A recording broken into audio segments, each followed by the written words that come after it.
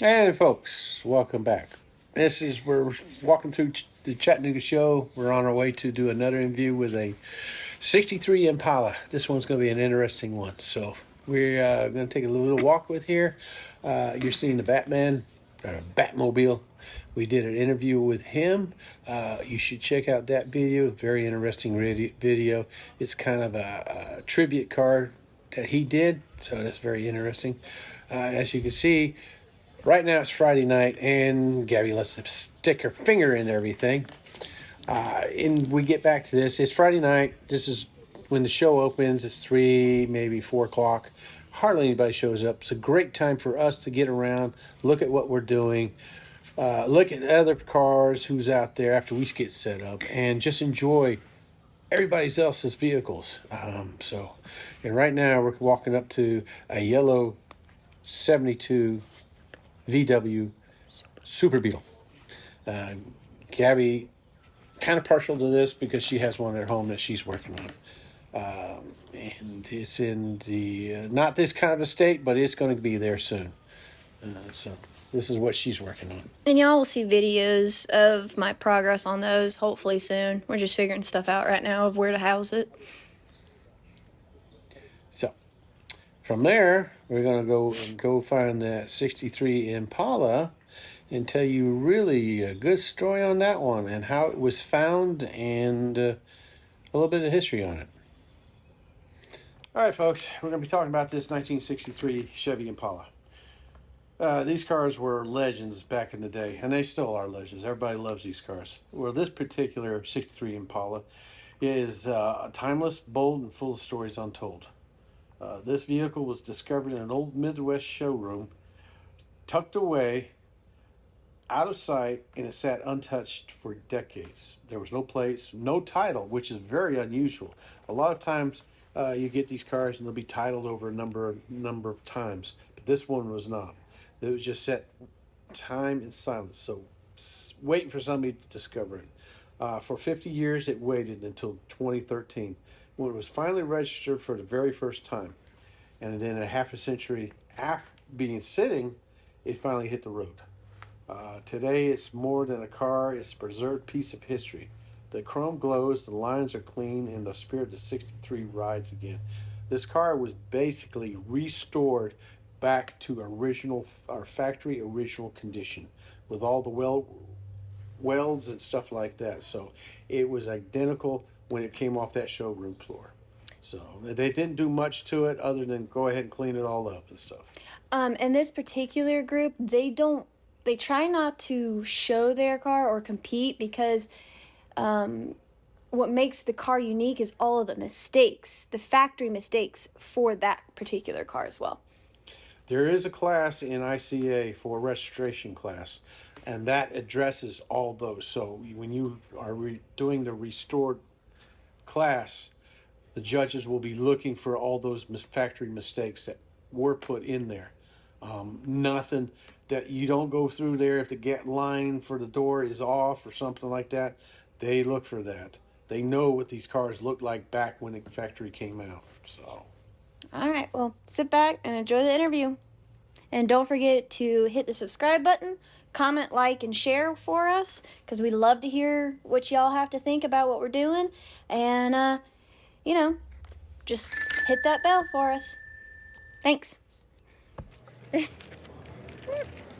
So I'm the owner, and this is my brother Dave. Okay. Hi, how are you? Good to meet you. Good.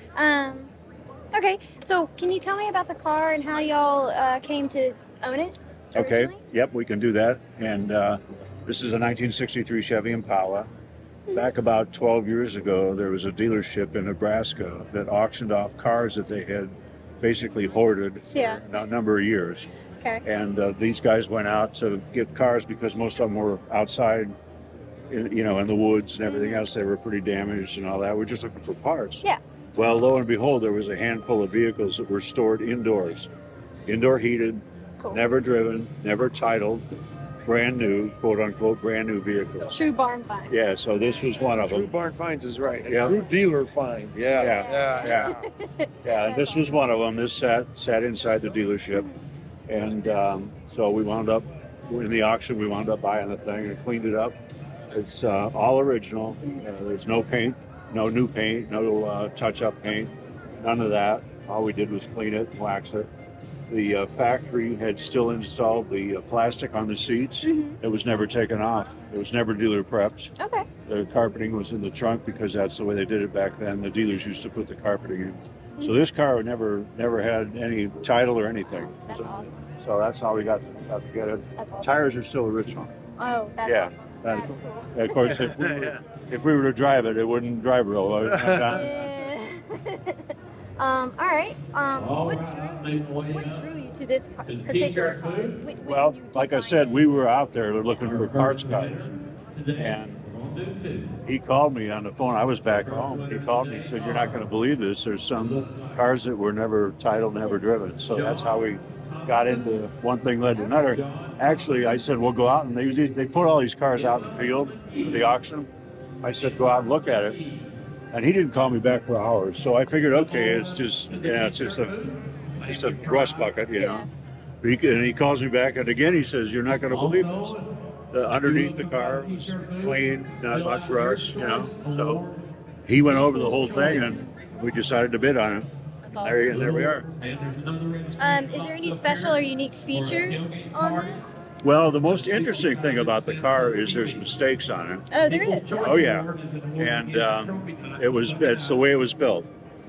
And one of the best stories we have is that we took the car to Janesville, Wisconsin. We were invited to a Chevy dealership up there. We put it in his showroom, and the retirees from the plant, which is where it was built, came out to see the car. And we found out how they really build these things. They just threw them together. Really? Okay. So we've had people talk about the mistakes, but we're leaving all the mistakes on the car. Yeah. That's the way it is. That makes it even more special and unique. Oh yeah, that's the way it was built. That's awesome. It's not the way it's supposed to be. Yeah. And like you said, you've done no restoration at all to it? No. Wow. Okay.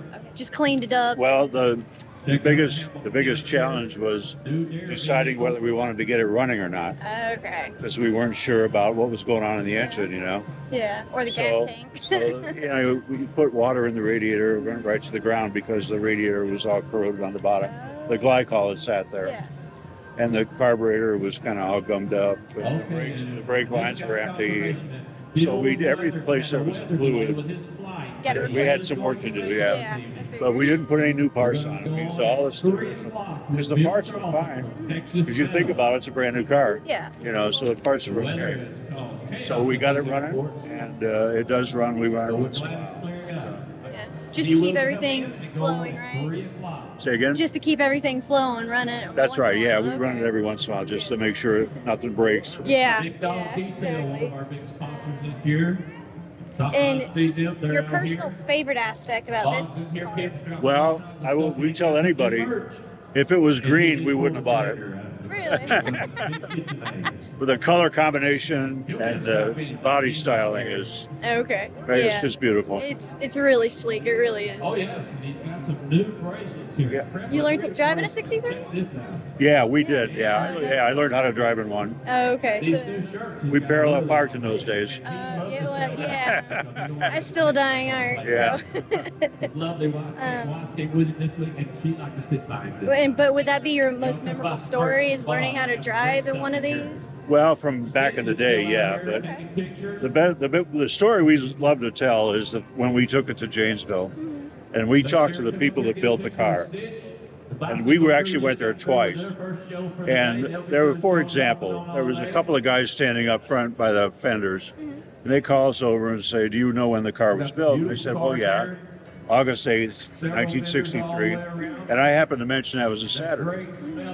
They look at each other. They goes, "Well, everybody worked on Saturday back in the day, right? Could get the overtime. Yeah. So you work second shift, I work first shift. One of us put the fenders on this car. Are you kidding me?" I mean, that's the kind of, those stories of the guys that actually built it are really cool. Oh, yeah. Most of them couldn't believe it was still around. Really? Well, they were kind of rust buckets. This was back in the day before, And depending on where you live. Well, up in Wisconsin, so. Yeah. And what awards and recognitions have this particular car won? Say that again now. What particular awards and recognition has this car gained? Well, we've been on national television with it, that's and with a bunch of magazine articles and such. Now we don't really promote it. Yeah. We just show up. Yeah. So whatever happens, happens. Like people like you come along. Yeah. We were in Detroit 2 years ago. We were on the front page of the Detroit Free Press. So once people figure out what it is, it sort of just attracts a whole bunch of people. So but we don't have the car judged, and the reason we don't have the car judged is because of the mistakes. And we're not in that. We're not in this for the trophies. We're in this for people like you that get what's going on and say, "Oh, this is really way different. Way different." Yep. Just a passion that y'all have. So that's awesome. Do you have any future plans for it? That's a great question. Right now, we're having a good time just doing what we're doing. At some point, we're going to get old enough where it's like, and we've been doing this for 10 years now. So what our opinion is, it really belongs in like a museum, someplace where people can come see it. Yeah. So we're not going to take it to Barrett-Jackson and, none of that stuff. It's going to go somewhere where it's properly handled. Yep, Okay, exactly. That's awesome. That'd be cool. I got rustic Tennessee cowhide back there too. So the car's personal meaning to you would be more like remembering the stories that you had when you were younger? It's the significance of the car, not us. And the fact that this thing was never sold, really. I mean, we have the first title. And the first title was issued in 2013 for a 1963 car, right? So that whole story that's what it's all about. That's cool. I really appreciate it. Thank you so much. Yep, let me give you a little card here. Okay, of course. It's bull. We've talked to you all. That's who we are. Okay, awesome. Thank you. Okay? Yeah. And I'll email you the video too. Okay, great. Here's what it looked like, and this is where it sat at the dealership. Yeah. Nobody knows. You can see the plastic was on the seats. Yeah. This whole book is from the auction, Oh yeah. and the dealership was Lamberg Chevrolet. Okay. He was out in Nebraska. There's this little dealership, and he had over 500 cars out there, Wow. and he wouldn't sell them. People come by, I want to buy that car, not for sale. Yeah, it's a crazy story.